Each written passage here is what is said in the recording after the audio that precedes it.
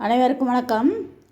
Tamil KSR சேனலில் 11ஆம் வகுப்பு தமிழ் பாடத்துக்குரிய கற்பவை கற்றபின் என்று சொல்லக்கூடிய வினாவும் விடையும் தான் தொடர்ந்து பார்த்துட்ருக்கோம். அதில் இன்றைக்கி பார்க்கக்கூடியது இயல் 5 ஏற்கனவே ஒரு வினா பார்த்துருக்கோம். அதில் 2 வினாக்கள் கொடுத்துருக்கு.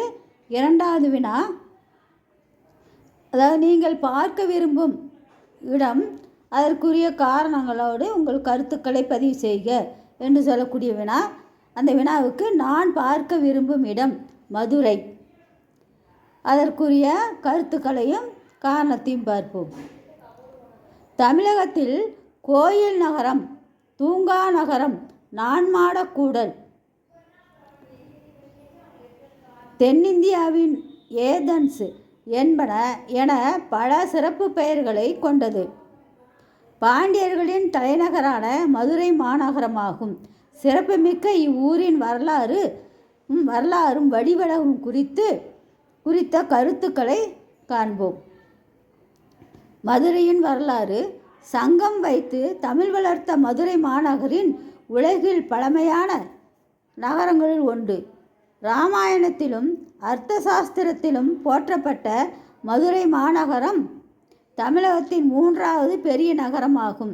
கிரேக்க தூதர் மெகஸ்தனிஸ், சந்திரகுப்த மௌரியரின் அமைச்சர் கௌடில்யர் ஆகிய இருவரும் தங்கள் குறிப்புகளில் மதுரை பற்றி குறிப்பிட்டுள்ளனர். ஓங்கு சீர் மதுரை, மாட மதுரை, மதுரை மூதூர் போன்ற பல்வேறு அடைமொழிகளை சிலப்பதிகாரம் கூறுகிறது. பாண்டியர்கள், பிற்கால சோழர்கள், விஜயநகர பேரரசர்கள், அவர்களின் ஆளுநர்களான நாயக்கர்கள் ஆகியோரால் ஆளப்பட்டுள்ளது மதுரை.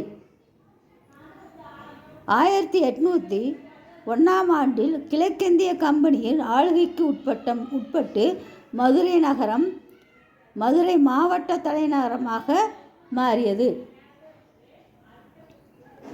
இது போன்ற பல்வேறு காரணங்களாலும் அங்கிருக்கின்ற மதுரை மீனாட்சி அம்மன் என்று புகழ்பெற்ற மதுரை திருமலை நாயக்கர் மகால் ஆகிய பல புகழ்பெற்ற இடங்கள் இருக்கின்ற காரணத்தினால் மதுரையை நான் பார்க்க விரும்புகின்றேன். அதற்குரிய கருத்துக்களையும் இந்த பதிவில் பார்த்தேன். நன்றி, வணக்கம், வாழ்க வளமுடன்.